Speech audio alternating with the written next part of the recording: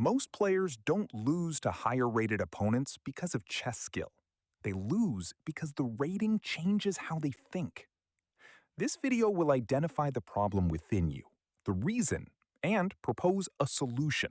So when playing against stronger opponents, you stop thinking normally. Every move they make suddenly looks dangerous. Every idea you have starts feeling questionable. And even in equal positions, it feels like you're already losing.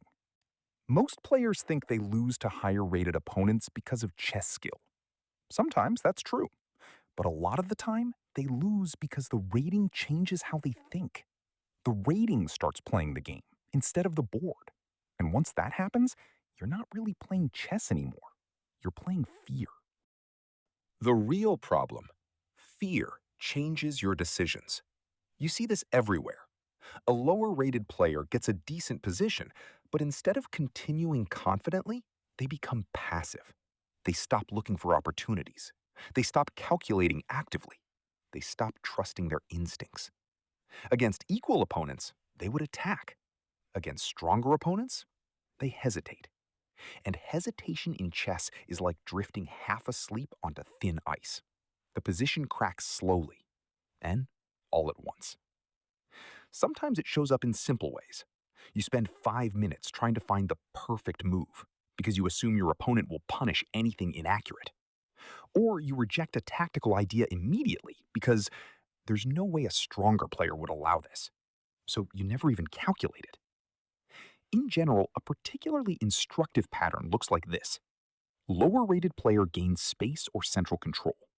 They fear tactical complications against the stronger player. They trade active pieces.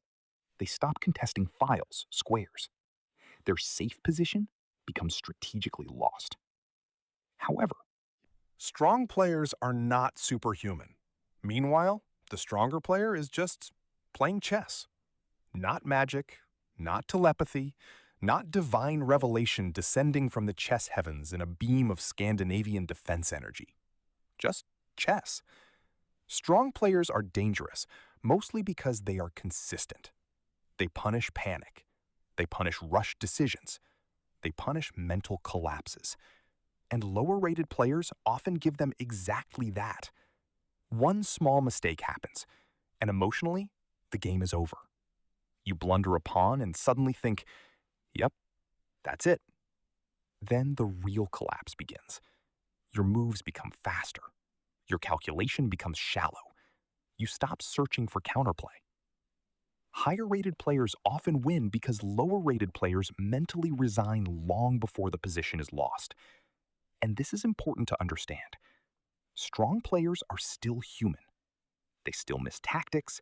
They still misjudge positions. They still get nervous. They still have bad days. The difference is that they blunder less often and recover better when things go wrong. That's it. If Magnus Carlsen can lose games, then your local 2100 absolutely can too. But most players never force stronger opponents to prove anything. They hand over the game voluntarily. They see the rating and become too respectful. And respect in chess is useful until it turns into obedience.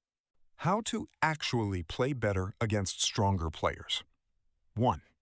Play the position, not the rating.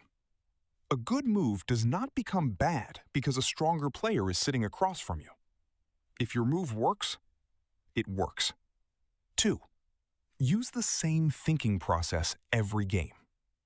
Don't suddenly search for impossible engine-level perfection because your opponent has a higher number next to their name. Calculate, evaluate, choose, commit. The board is still 64 squares, not 64 psychological traps. 3. Stop trying to prove yourself. This is a huge one. Many players either become overly passive or overly aggressive.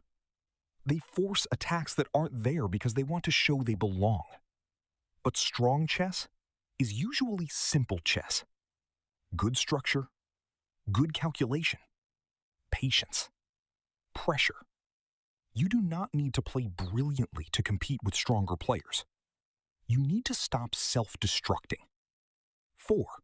Stay stubborn in worse positions.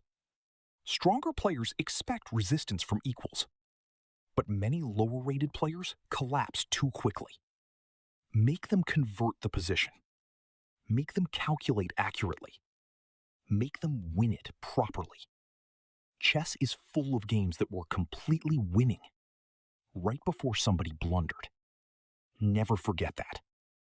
Conclusion: when fear disappears, chess begins again. At the end of the day, a higher rating means your opponent is stronger. It does not mean your ideas stop working.